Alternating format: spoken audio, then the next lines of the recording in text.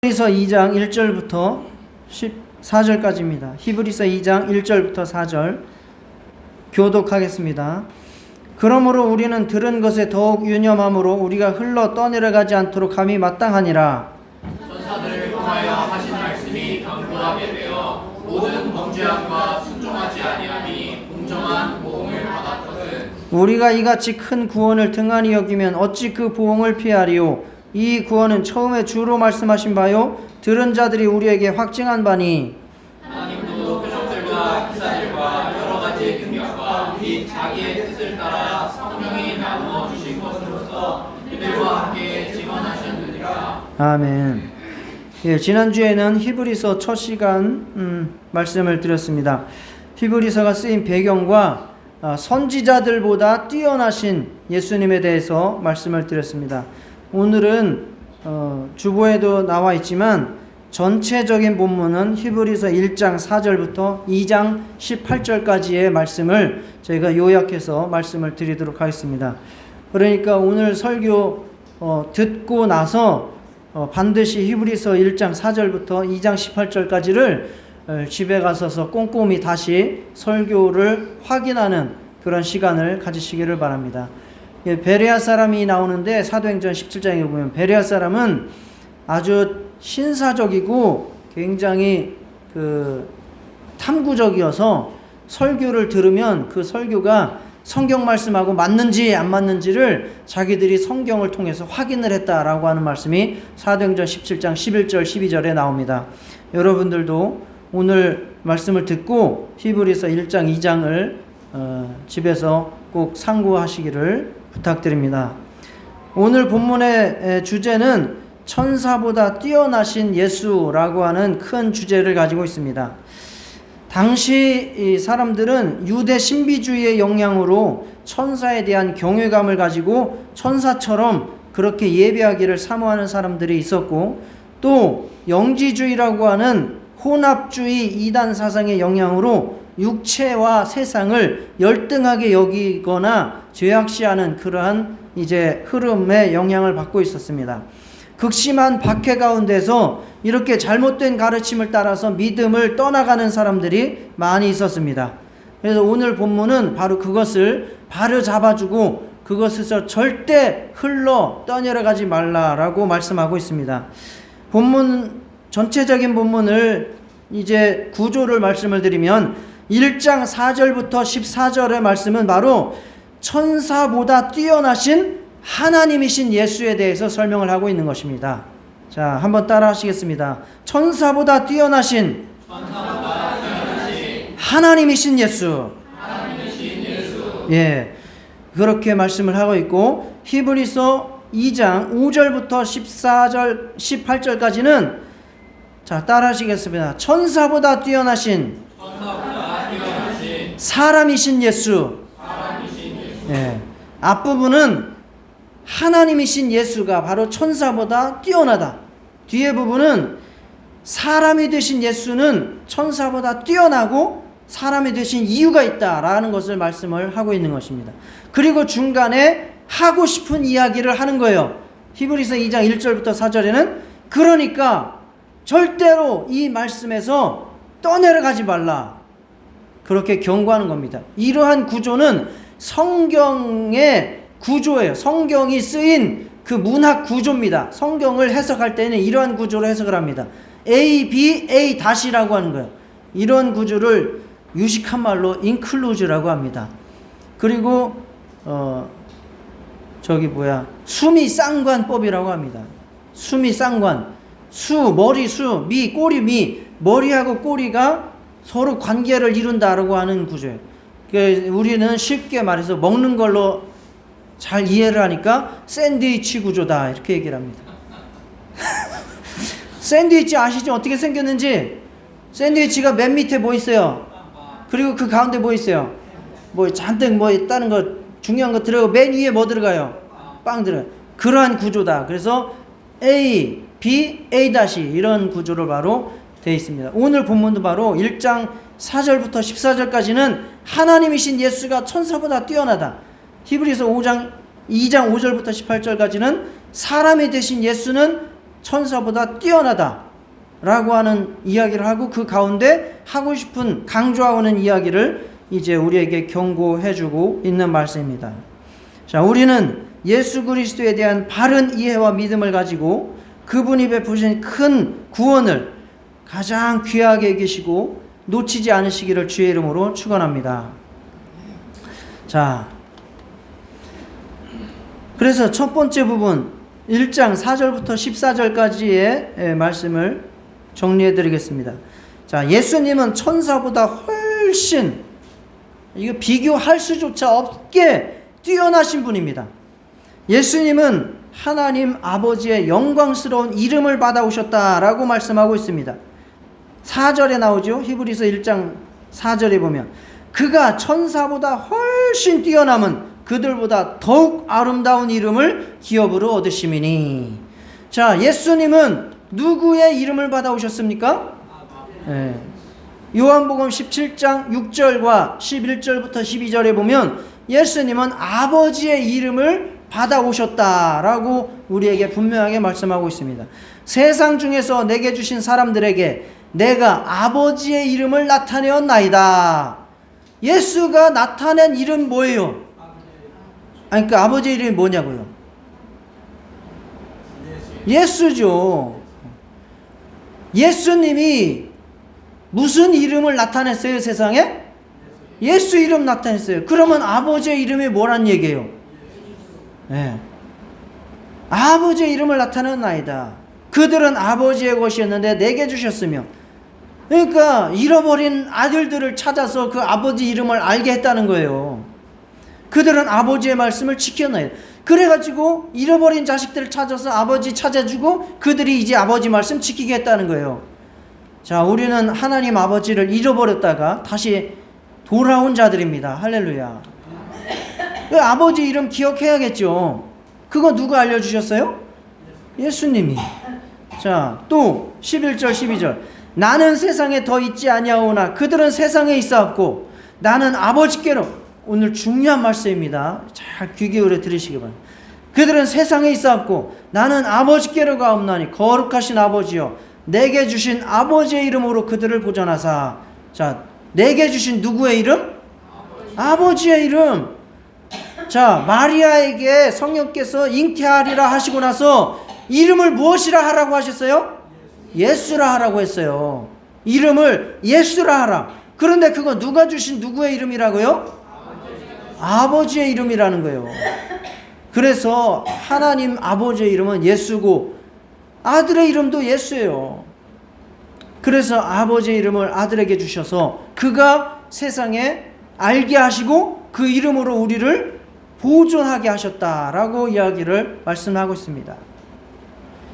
자, 12절도 마찬가지죠. 내가 그들과 함께 있을 때에 내게 주신 아버지의 이름으로 그들을 보존하고 지켰나이다. 그 아버지의 이름으로 예수의 이름으로 우리를 보존하고 지켰다라고 말씀하고 있습니다. 그 중에 하나도 멸망하지 않고 다만 멸망의 자식뿐이 오니 이는 성경을 응하게 함이니이다. 자, 이거를 생소하게 들으시는 분들도 있을 텐데 성경에는 아주 너무나 분명하게 말하고 있어요. 한 가지만 더 근거를 들어드리면, 자, 너희는 아버지와 아들과 성령의 이름으로 세례를 베풀고, 즉 침례를 베풀고라고 마태복음 28장에 말씀했죠. 그런데 사도들은 나중에 복음 전하고 나서 그들에게 세례 베풀 때, 침례 베풀 때 누구의 이름으로 침례를 베풀었어요? 네, 예수의 이름으로 침례를 베풀었어요. 그러니까 쉽게 말해서 아버지의 이름, 아들의 이름, 성령의 이름 다 뭐라는 거예요? 예수이라는 거예요. 하나님의 이름은 바로 예수입니다.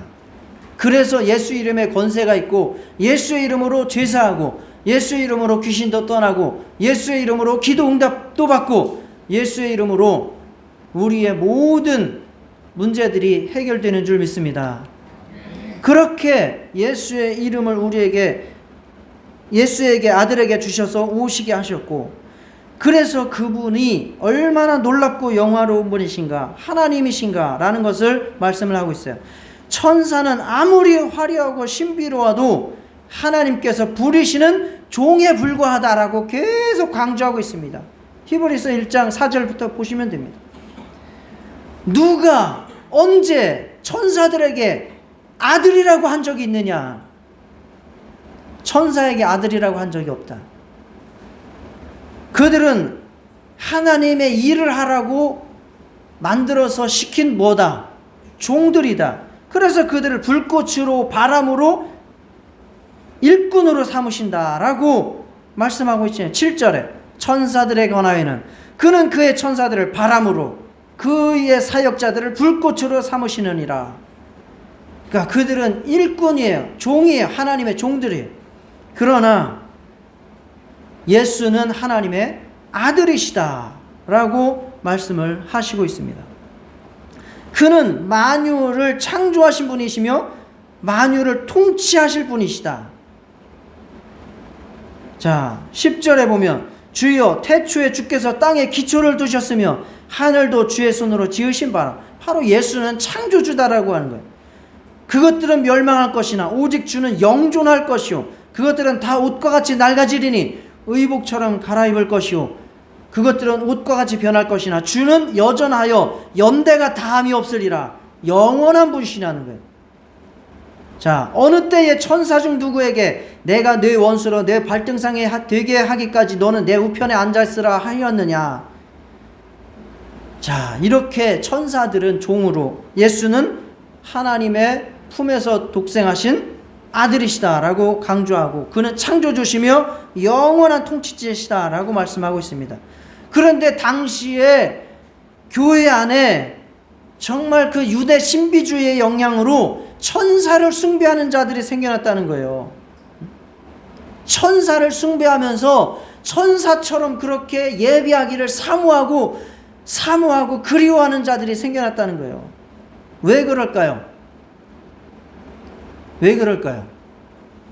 구약시대 때에는 누가 이스라엘 백성들을 인도했어요? 천사들이 인도했어요. 천사들이. 하나님과 이스라엘 백성 사이의 중보자가 누구였냐면 천사였다는 거예요. 자, 성경 말씀 확인시켜 드릴게요. 사도행전 7장 35절. 이건 스데반이 구약에 대해서 쭉 설명한 거예요. 그들의 말이 누가 너를 관리와 재판장으로 세웠느냐 하며 거절하던 그 모세를 하나님은 가시나무 떨기 가운데서 보이던 천사의 손으로 관리와 속량하는 자로 보내셨으니. 자, 하나님께서 모세를 이스라엘의 지도자로 구원자로 택하여 부르실 때에 누구의 손으로 그를 불렀다고요? 천사의 손으로. 천사의 손으로. 이거 내 말이 아니에요. 성경의 사도행전 7장 35절에 가시 떨기 가운데 보이던 천사의 손으로 라고 말하고 있어요. 그 장면 기억하시죠? 모세가 미디안 광야에 도피해 있다가 그가 목동을 치다가 목동으로서 양을 치다가 어디에 산에 이르렀는데 신기한 광경을 보지 않았습니까? 어떤 광경이요?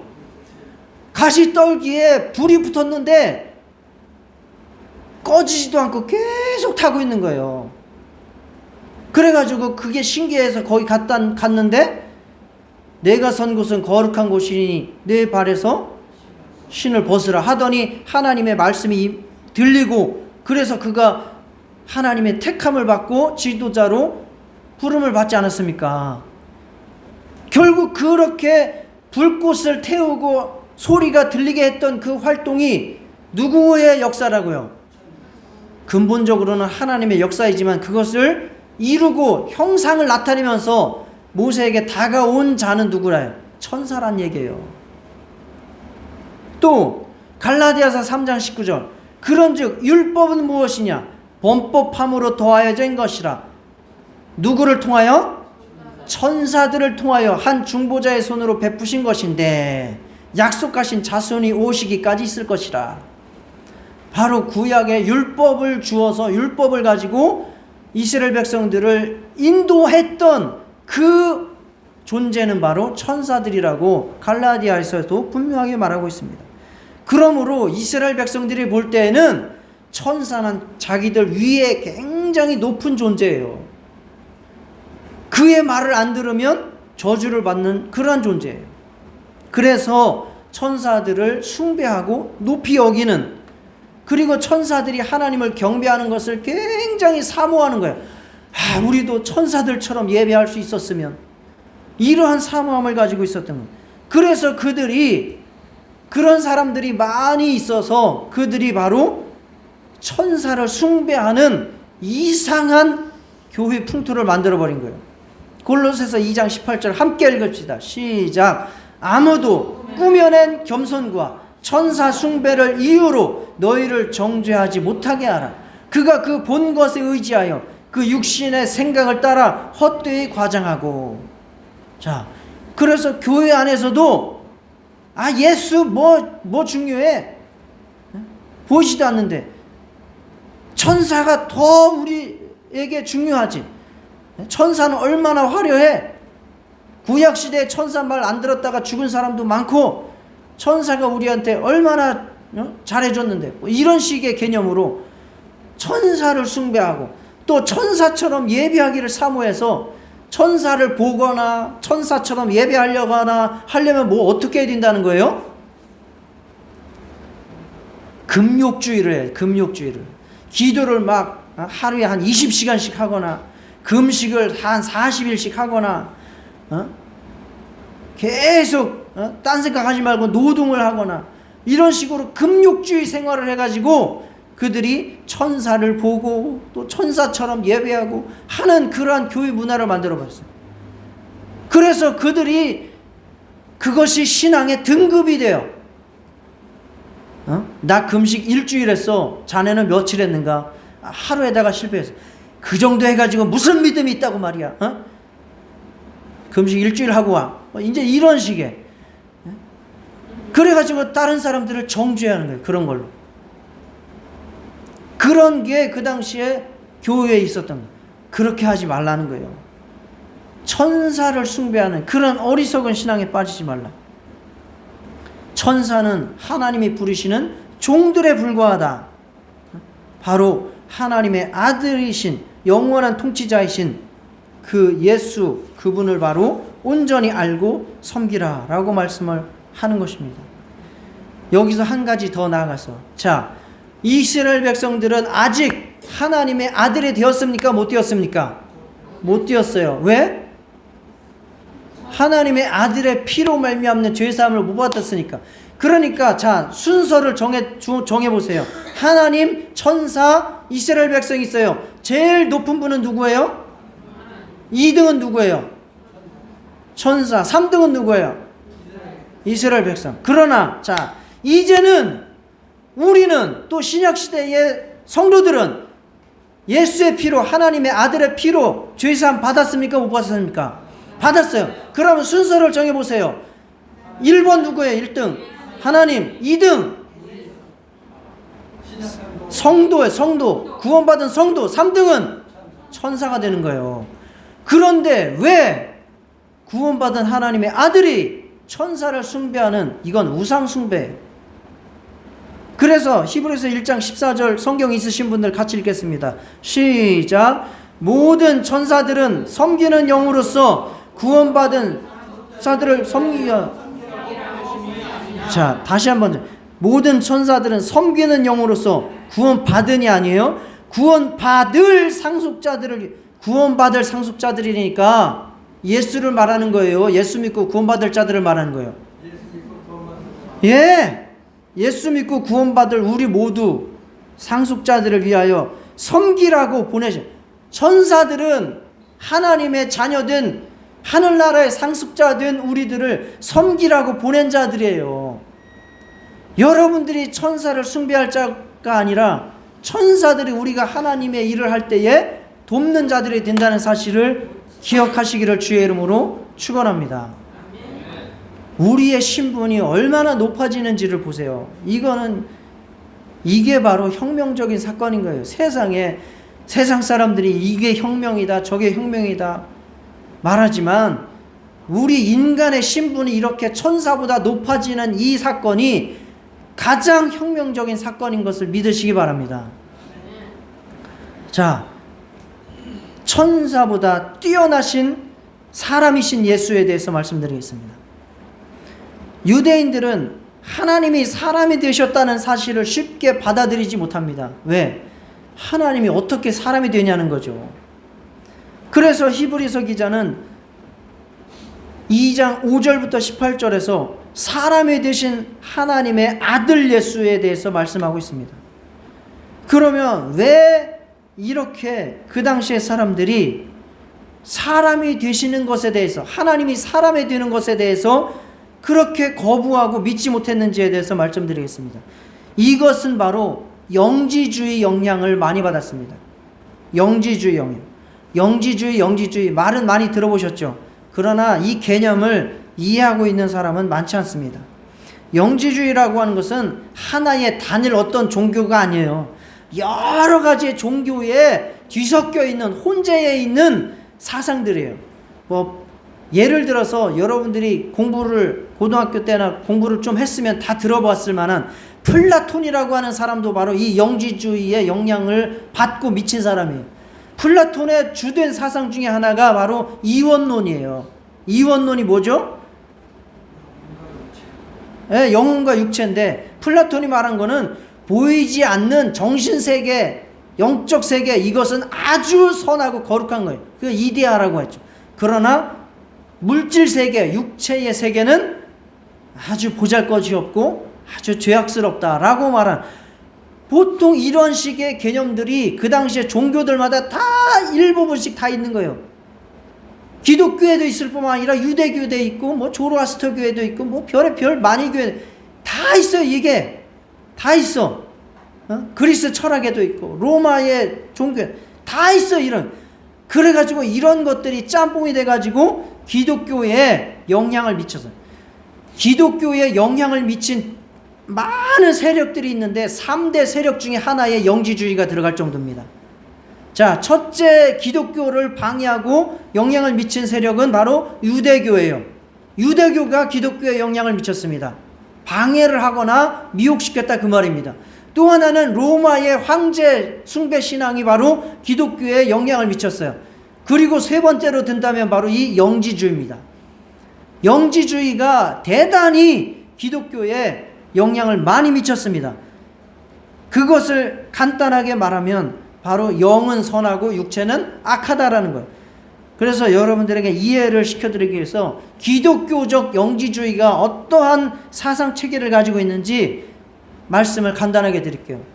이건 성경 얘기가 아니라 기독교적 영지주의 얘기예요. 정신 차리세요. 이걸 마치 성경 이야기 하듯이 또 들으시면 안 돼요. 자, 최고의 신이 하나 있어요. 최고의 신. 그 신은 영이에요. 그리고 그 영이 자꾸 영적인 생산을 해가지고 확장을 시키는 게 그가 하는 일이에요. 그런데 그 중에서 한 신이, 하급신 하나가 실수로 말미암아 보이는 물질 세계를 창조해 버린 거예요. 이건 대단히 악한 일을 저지른 거예요. 그게 바로 데미우르고스라고 하는 신이라고도 하고, 나중에는 이게 뭐냐면 여호와라고 하는 거예요. 보이는 물질 세계를 창조하는 엄청난 죄악을, 실수를 저질러 버린 거예요. 그러니 이 물질 우주의 세계는 다 잘못된 거예요. 그 가운데 존재하게 된 인간들도 다 잘못된 존재예요. 그래서 이것을 구원해야 되는 거예요. 그러면 구원자가 내려와야 돼. 나타나야 돼. 그분은 바로 영이어야 돼.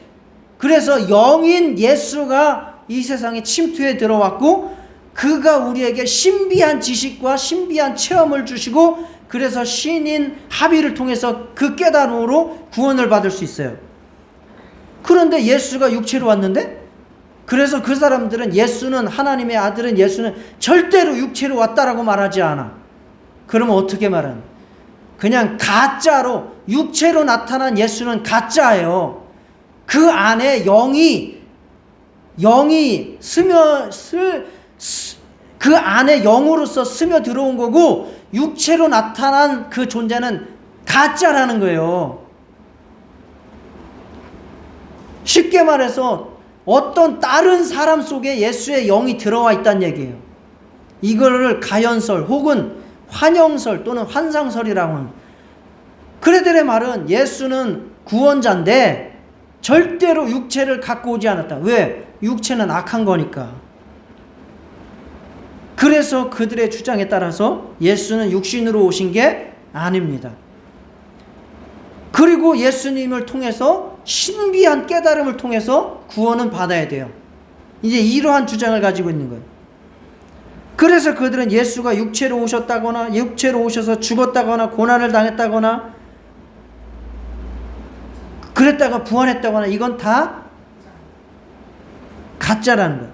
유령이, 쉽게 말해서 하나님의 영이 유령이 돼가지고 어떤 보이지 않는 환상으로 나타났다거나 아니면 사람 속에 들어와서 그런 활동을 하고 갔다, 이렇게 하는 주장입니다. 자, 그리스도의 성육신을 부인하는 겁니다. 그래서 더 나아가면 이게 마르시온파라고 하는 이단이 있는데요, 여기에서 주장하는, 아까 하급신이 이 세상을 창조했다 그랬죠? 그게 이제 영지주의에서는 데미우리고스라고 하는 신인데 성경에서는 누구예요? 여호와. 이게 영지주의 기독교 사상. 여호와는 그러면은 선한 신이에요? 악한 신이에요? 악한 신이 돼버려요. 구약의 하나님과 신약의 하나님을 완전 다른 존재로 취급을 하는 거예요. 구약의 여호와는 악한 신, 신약의 예수는 우리의 구원자 선한 신, 이렇게 말하는 게 바로 마르시온파 이단입니다. 그리고 그게 영지주의입니다. 그래서 그 사람들은 성경을 다 안 읽어요. 신약 성경 몇 권하고 바울 서신만 읽어요. 딱. 그게 바로 영지주의입니다. 그래서 그 사람들은, 그렇게 믿는 사람들은 어떻게 살겠어요? 이 세상 보이는 물질 세계는 악해요. 우리의 육체도 악해요. 그럼 어떻게 살아요? 영으로 살아야 되니까 육체의 모든 활동을 거부해요. 그런 삶은 뭐예요? 금욕주의자가 되는 거예요. 먹는 것도 악한 거야, 싸는 것도 악한 거야, 결혼하는 것도 악한 거야, 돈 버는 것도 악한 거야. 금욕주의로. 아니면 또 반대의 경향이 돼. 육체가 아무런 영향을 미치지 못해요. 육체는 악할 뿐만 아니라 영적인 것에 아무 영향을 미치지 못해. 그러면 육체로는 아무렇게나 살아도 상관없어요. 그래서 바로 육체로 방탕하게 살고 타락하게 살고 극단적인 쾌락으로 살아가는 거예요. 이것에 영향을 받은 것이 바로 구원파가 되겠죠. 한 번 구원받았으면 육체로 어떻게 살아도 상관이 없다. 자, 그래서 히브리서 기자는 예수는 하나님이시지만 분명하게 육체로 오셨다는 것을 강조합니다. 이 예수가 육체로 오셨다는 것을 부인하는 자는 뭐예요? 적그리스도요, 이단입니다. 요한 2서 1장 7절.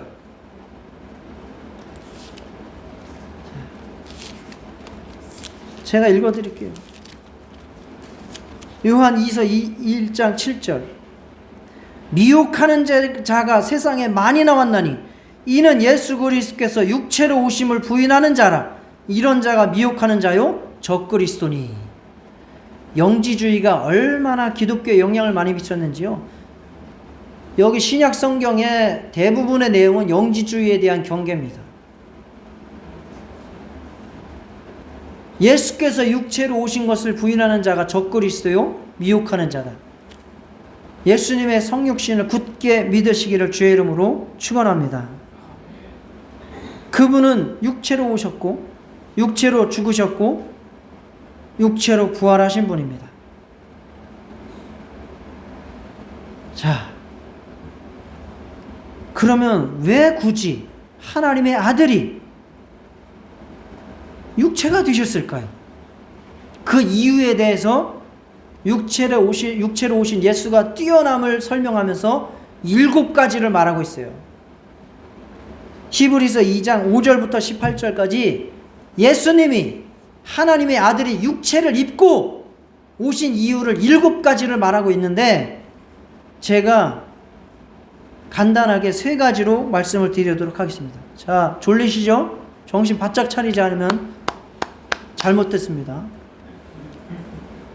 3가지로 말씀을 드릴게요. 첫째, 예수님은 하나님 아버지께서 계획하신 아버지의 나라를, 하나님의 나라를 상속받기 위해서 육체를 입고 오셨습니다. 자, 우리가 히브리서 1장 2절에 뭐라고 배웠어요? 이 모든 날 마지막에는 아들을 통하여 우리에게 말씀하셨으니 이 아들을 만유의 상속자로 세우시고 또 그로 말미암아 모든 세계를 지으셨느니라. 자, 하나님께서 이 모든 세계를 왜 지으셨다고요? 아들을 상속자로 삼고 아들에게 상속해 주시려고 이 모든 만유라고 하는 것은 보이는 세계와 보이지 않는 모든 세계를 다 말하는 거예요. 이 모든 세계를, 만유를 아들을 상속자로 삼고 아들에게 상속하시기 위해서 지으셨다고 했어요. 그러므로 아들의 첫 번째 뜻은 뭡니까? 아버지의 나라를, 아버지의 계획들을 따라서 그 나라를, 하나님의 나라를 상속하는 것이 아들의 뜻이에요. 네? 자, 빌립보서 2장 5절부터 11절 보시면 이것을 잘 설명하고 있어요. 너희 안에 이 마음을 품어라. 곧 그리스도 예수의 마음이니 그는 근본 하나님의 본체시나 하나님과 동종됨을 취할 것으로 여기지 아니하시고. 자, 정신 똑바로 차리고. 하나님 아버지와 하나님의 아들은 본래 그 능력과 권위와 권세와 모든 것이 어떻다고요? 동등하다고요. 하나님 아버지가 높고 아들이 낮은 게 아니라 높이로 따진다면 아버지나 하나님 아들이나 동등하시다고요. 그런데 오히려 자기를 비워 종의 형체를 가지고 사람들과 같이 되셨고 사람의 모양으로 나타나사 자기를 낮추시고 죽기까지 복종하셨으니 그 십자가에 죽으심이라. 동등하신 분이신데 왜 그가 육체를 입고 나타나셔서 죽으셨다고요? 그러니까 왜 그렇게 하셨냐고요? 아니요, 아직까지 그 얘기 안 나왔어요. 아직까지 그 얘기 안 나왔어요. 예, 아버지 앞에 자기를 낮추시려고 한 거예요. 아버지와 아들은 동등하신 분이신데 아버지께서 만들어 놓으신 나라에 자기가 상속하러 들어갈 때 자기를 낮추려고 육체를 입고 오신 거예요. 그래서 십자가에 죽기까지 복종하셨다고요. 이거는 마귀가 타락을 했거나 말았거나, 인간이 타락을 했거나 말았거나, 예수님의 육체를 입고 오실 겁니까? 안 오실 겁니까? 오시는 거예요. 개가 짖는다고 달리던 기차가 멈춥니까? 개가 짖어도 기차는 달리는 거예요. 닭이 안 온다고 새벽이 안 옵니까? 닭 모가지가 비틀어져도 새벽은 오는 거예요. 그것처럼 마귀가 타락을 했거나 대적을 했거나 말았거나, 인간이 타락을 했거나 말았거나, 예수께서 육체를 입고 아버지보다 낮추시고 종이 되셔서 죽기까지 복종하시는 것은 원래 태초부터 가지고 계신 뜻인 거예요. 그래서 예수는 아들은 육체를 입고 오신 거예요. 빌립보서 2장 말씀하고 있잖아요. 그게 누구의 마음이다? 예수 그리스도의 마음이다. 그래서 너희들도 무슨 마음을 품으라? 이 마음을 품으라. 겸손하라. 순종하라. 그것을 말씀하고 있는 겁니다.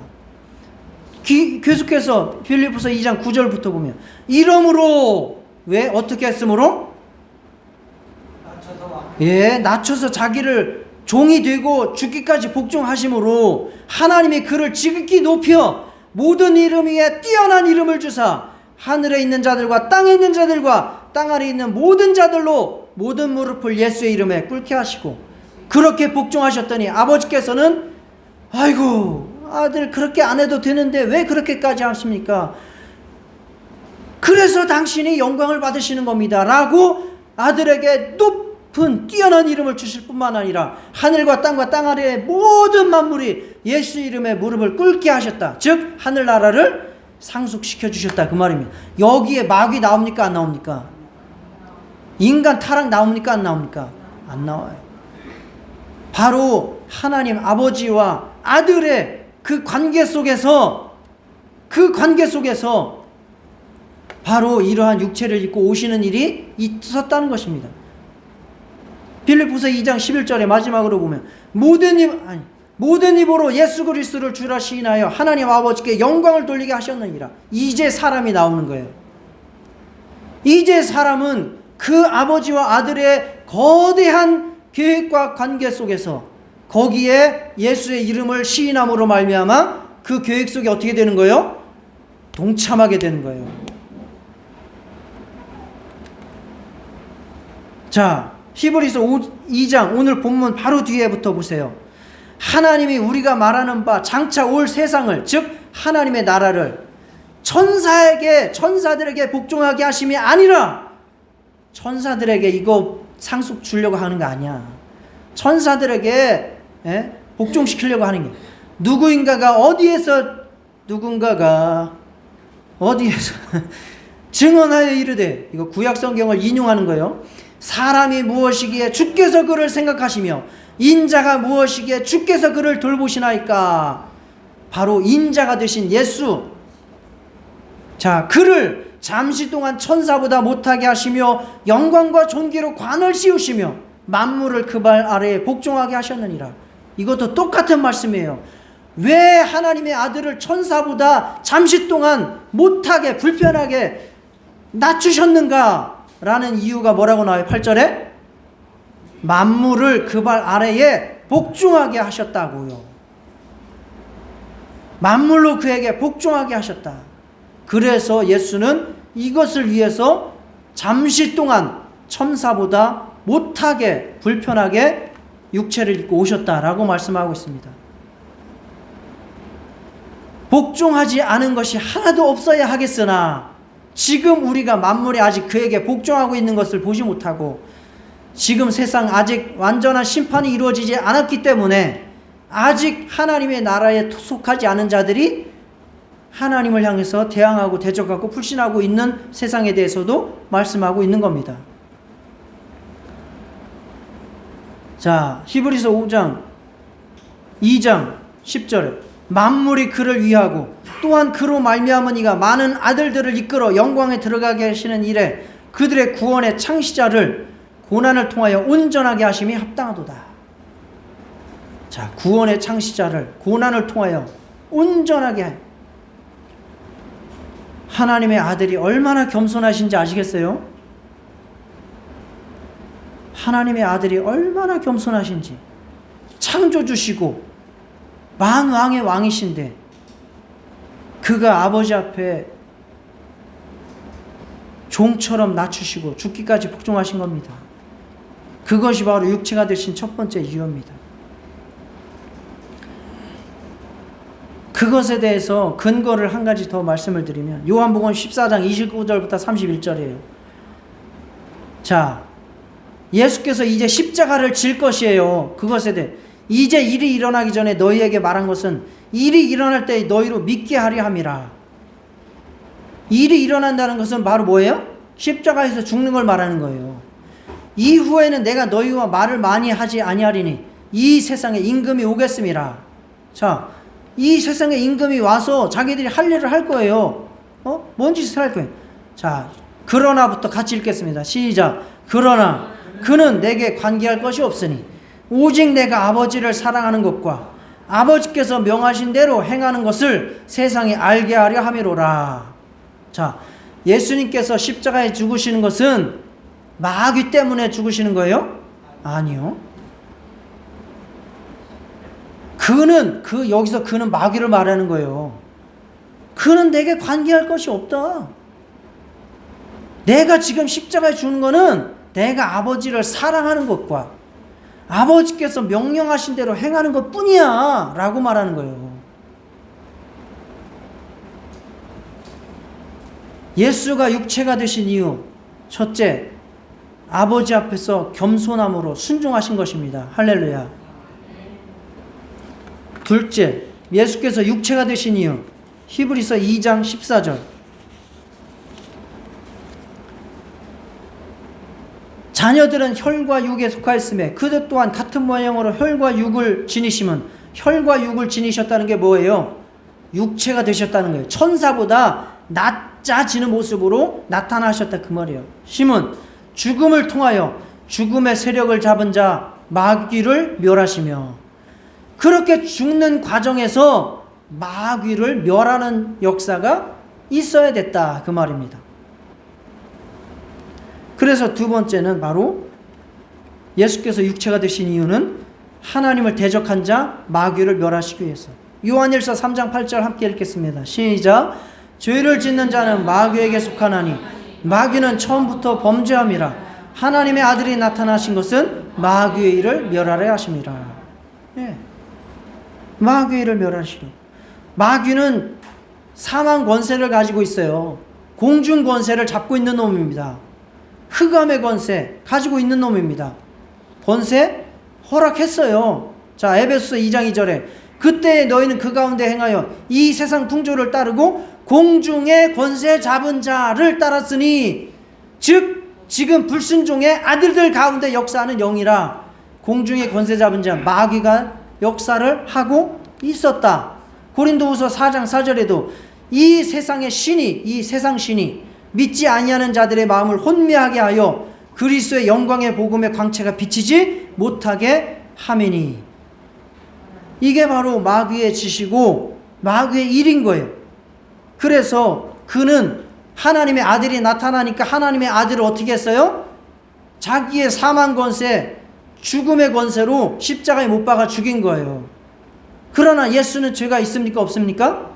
없습니다. 그래서 예수는 의로운 자로서 하나님 아버지께서 부활시킨 거예요. 그러면 예수님을 죽인 그 대가를 치러야 될 거 아니에요. 그 대가가 두 가지인데, 예수님을 십자가에 못 박아 죽인 마귀의 대가, 첫째, 너는 하나님 앞에서 대적자라는 게 판명이 난 거예요. 둘째, 너 십자가에 못 박아 죽였지, 죄 없는 하나님의 아들을. 그 대가 우리 인간들에게 다 나눠줘.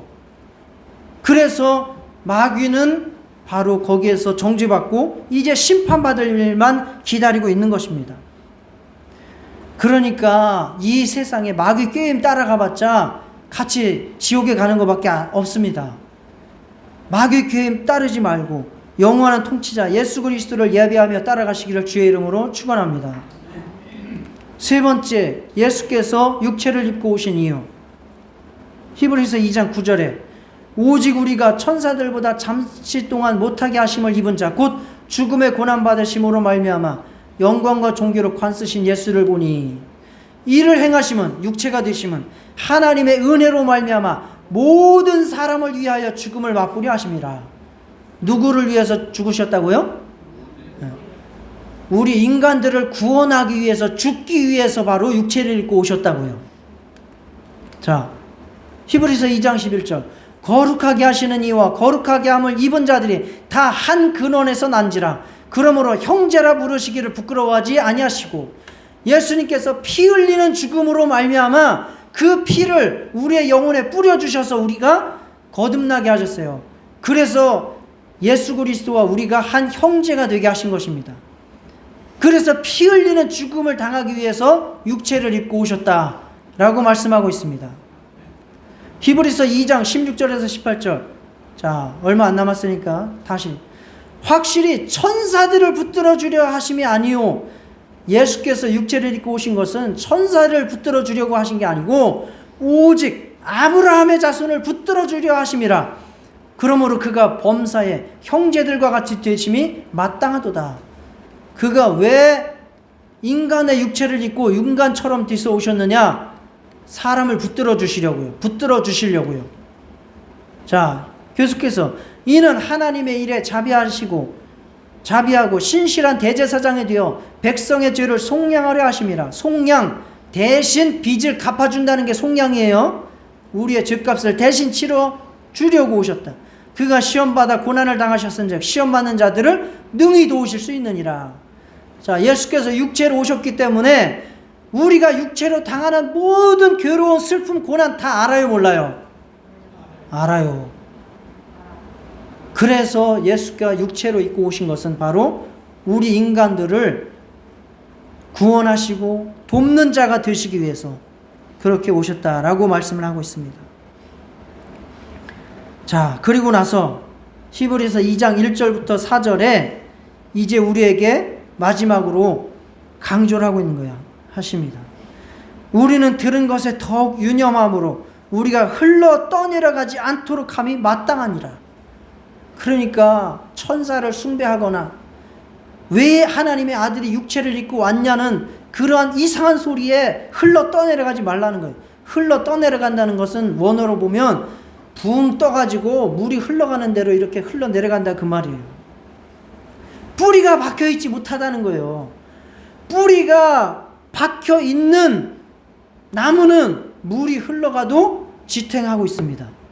그러나 뿌리가 없이 떠있는 나무는 물이 흘러가면 떠내려가게 되어 있습니다. 정말 믿음의 뿌리를 내리시기를 주의 이름으로 축원합니다. 그러면서 이제 율법과 복음을 비교를 하면서 우리에게 경고하십니다. 자, 구약시대에 하나님의 율법을 범한 자들에게 얼마나 큰 징계가 임했는지 아시죠? 하나님의 율법을 범한 자들 그 즉시에서 다 죽었습니다. 그것이 쌓이고 쌓이면 아예 나라를 망하게 해서 포로로 끌려가게 만들었습니다. 그거 누가 전한 말씀이에요? 천사가 전한 율법이에요.